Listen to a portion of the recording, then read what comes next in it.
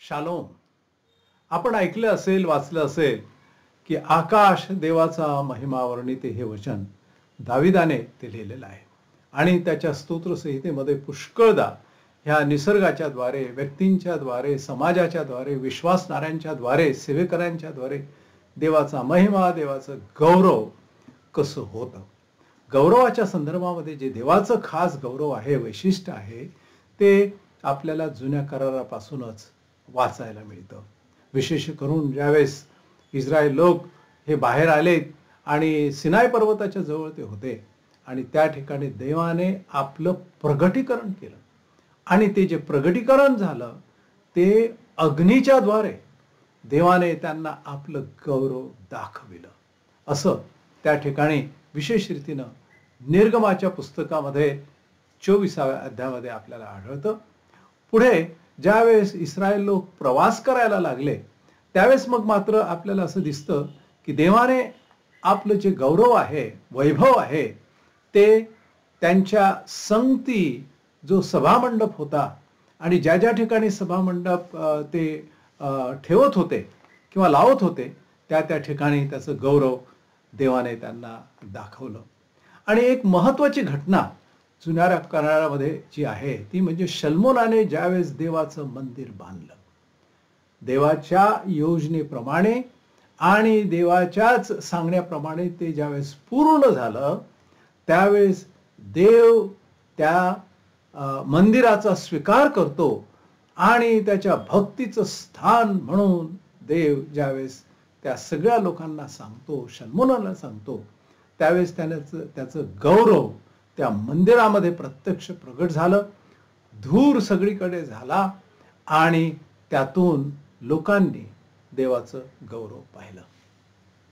पुढे आपल्याला नवीन करारामध्ये पुन्हा देवाने वेगवेगळ्या रीतीने आपलं तेज किंवा आपलं गौरव जे आहे ते दाखवलेलं आहे. त्याचे भक्त लोक, त्याची मंडळी त्याचं गौरव करतात हे आपण पाहिलं आणि अशा रीतीने निसर्ग देवाचा गौरव करतं, त्याचप्रमाणे देवाचे भक्त, त्याचप्रमाणे देवदूत आणि मग नवीन करारामध्ये त्याचे लोक म्हणजे त्याची मंडळी. प्रभू येशू ख्रिस्ताने त्या बाबतीत फार महत्वाचं असं शिक्षण, ज्याला आपण म्हणू शकतो की जो गौरवी देव, ज्याने ह्या जगामध्ये आपलं गौरव प्रगट केलं आणि त्याच्या कामाच्या द्वारे देवाचं गौरव सांगितलं, ते आपल्याला योहान शुभवर्तमानामध्ये जास्त करून आढळतं. मी तुमच्यासाठी योहान शुभवर्तमान अध्याय 17 आणि त्यापैकी एक वचन वाचतो, ते म्हणजे 4. जे काम तू मला करावयास दिले ते पुरे करून मी पृथ्वीवर तुझे गौरव केले आहे. 5 वचन. तर आता हे माझ्या बापा, जग होण्यापूर्वी जे माझे गौरव तुझ्याजवळ होते त्याच्या योगे तू आपणाजवळ माझे गौरव कर. 4 वचन विशेष करून आपल्याला अधिक स्पष्टपणे प्रभू येशू ख्रिस्ताचं जे जीवन कार्य आहे, जे शिक्षण आहे आणि त्यांनी आपल्या हातामध्ये असलेला वेगवेगळ्या प्रकारचा जो अधिकार आहे तो जो प्रकट केला, त्यावरून त्याचं गौरव आपल्याला वेगवेगळ्या प्रकारचे चमत्कार, निसर्गावरचं त्यांचा अधिकार, अशुद्ध आत्म्यांच्यावर अधिकार, मरणावरचा अधिकार, वेगवेगळ्या प्रकारचे व्याधी आणि आजार त्याच्यावरचा अधिकार, ह्या सगळ्यांच्या द्वारे आणि शेवटी ते वधस्तंभावर आपलं मरण स्वीकारतात त्या संदर्भामध्ये. आणि मग आपल्याला हे माहित आहे की मग त्यांचं पुनरुत्थान होतं.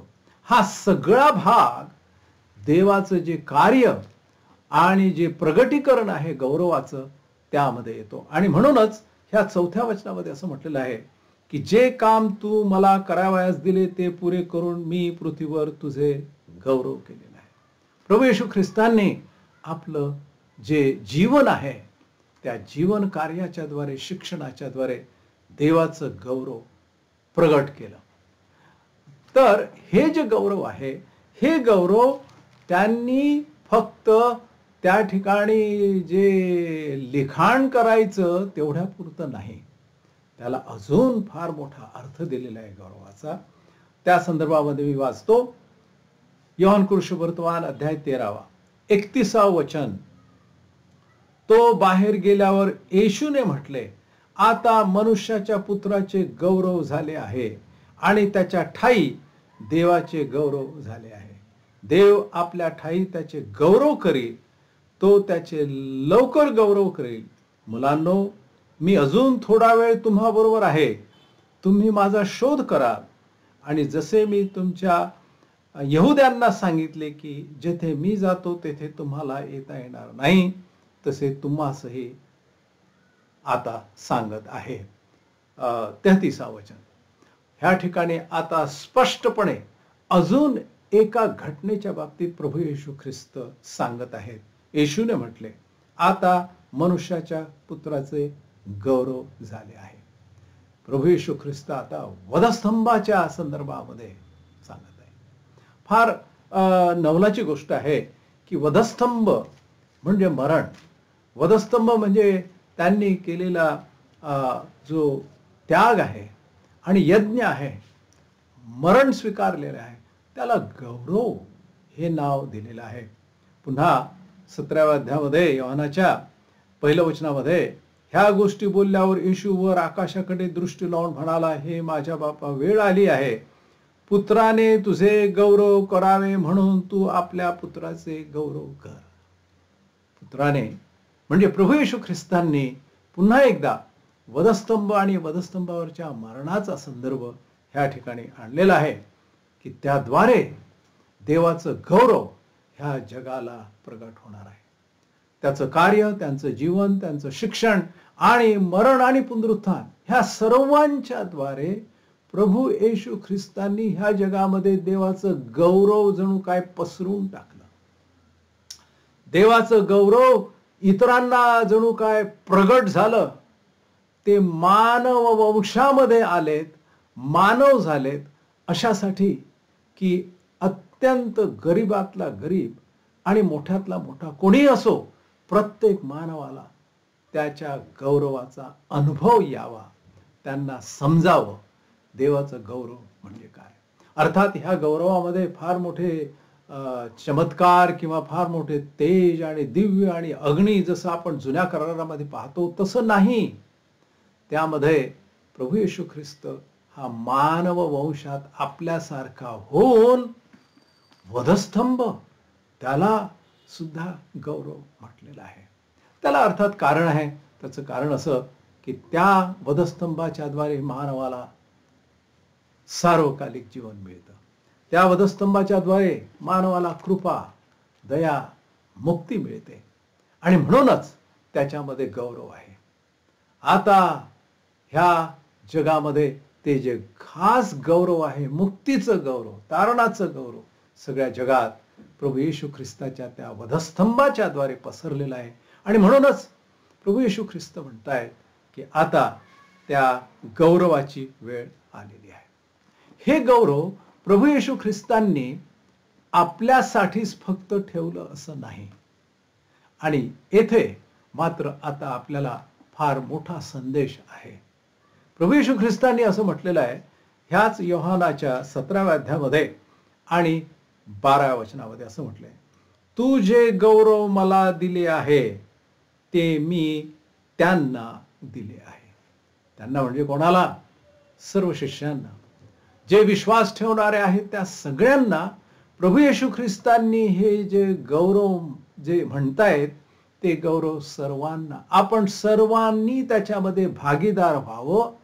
नव्हे, त्या गौरवाचे भागीदार आपल्या सगळ्यांना प्रभू येशू ख्रिस्तांनी केलेलं आहे ह्या वचनाच्या द्वारे. पुन्हा एकदा वाचतो, तू जे गौरव मला दिले आहे ते मी त्यांना दिले आहे, यासाठी की जसे आपण एक आहोत तसे त्यांनीही एक व्हावे. आणि ही एक फार महत्वाची शिक्षणाची जी बाब आहे ती प्रभू येशू ख्रिस्तांनी सांगितलेली आहे. गौरव म्हटलं म्हणजे आपण ह्या वेगवेगळ्या प्रकारच्या गोष्टी आता पाहिल्या जुन्या करारामध्ये, निसर्गामध्ये, प्रभू येशू ख्रिस्ताच्या जीवनाच्या द्वारे नक्कीच त्या गौरवाच्या आहेत. परंतु देवाने, ख्रिस्ताने ते गौरव आपल्याला सुद्धा द्यावं, आपण त्याचे भागीदार व्हावे, ही एक मोठी चमत्कारिक गोष्ट ह्या शिक्षणामध्ये आपल्याला दिसते. कशा प्रकारे आपण त्यांच्या प्रभू येशू ख्रिस्ताच्या बरोबर भागीदार होऊ शकतो, त्यामध्ये आता काही वचन मी आपल्यासाठी वाचतो. ह्या ठिकाणी उदाहरणार्थ योहान शुभवर्तमान आणि अध्याय 14 आणि त्यामधील 12, 13 आणि 14 ही वचन वाचतो. मी तुम्हाला खचित खचित सांगतो, मी जी कृत्ये करीतो ती माझ्यावर विश्वास ठेवणाराही करील आणि त्यापेक्षा मोठी करील, कारण मी पित्याकडे जातो.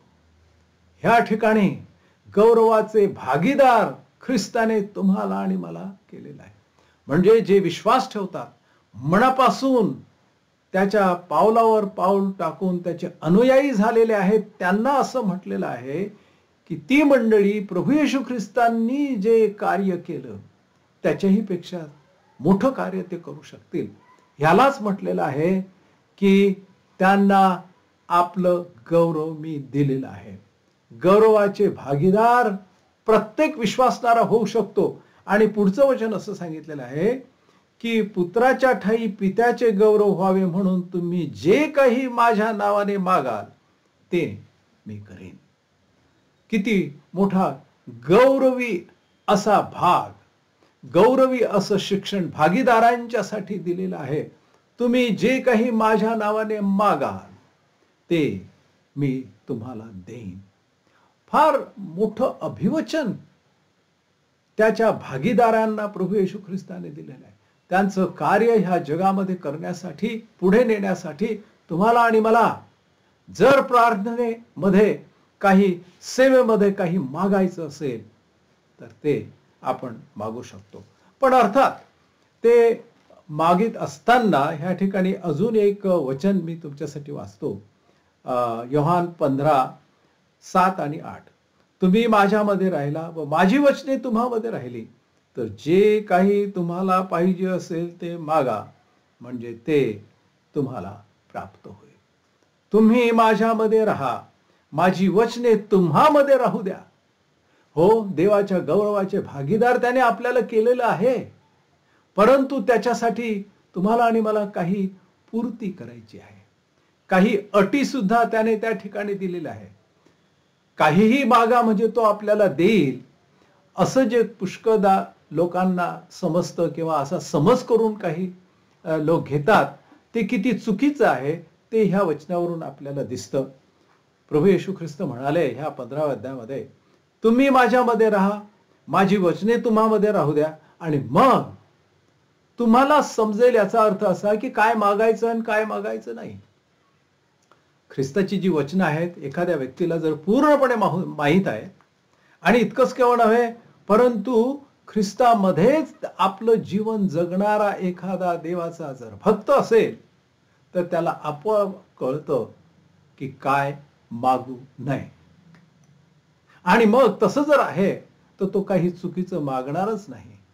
आणि जर मागेल तर देवाच्या वचनाप्रमाणे आणि प्रभू येशू ख्रिस्ताला जे योग्य आहे, जे तो देईल तेच तो मागेल.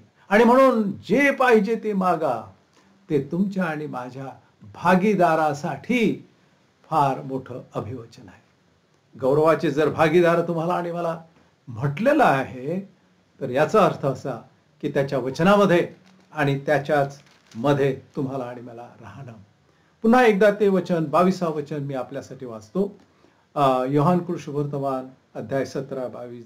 जे गौरव मला दिले आहे ते मी त्यांना दिले आहे, यासाठी की जसे आपण एक आहोत तसे त्यांनीही एक व्हावे.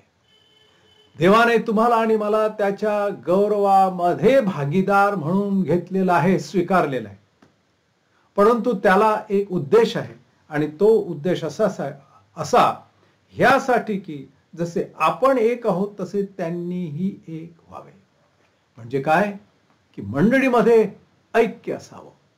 मंडळीच्या कार्यामध्ये, मंडळीच्या सेवेमध्ये आणि मंडळीच्या देवाच्या नावाखाली की जे काही कार्य केलं जातं, देवाच्या लोकांच्या मध्ये त्यांच्यामध्ये ऐक्य असावं. आणि आपल्याला पूर्ण माहित आहे, त्याची कल्पना आहे, एक आहे की सैतानाने बरोबर त्याच ठिकाणी एक घाव केलेला आहे. मंडळीमधलं ऐक्य त्याने काढूनच टाकलं, तोडूनच टाकलं.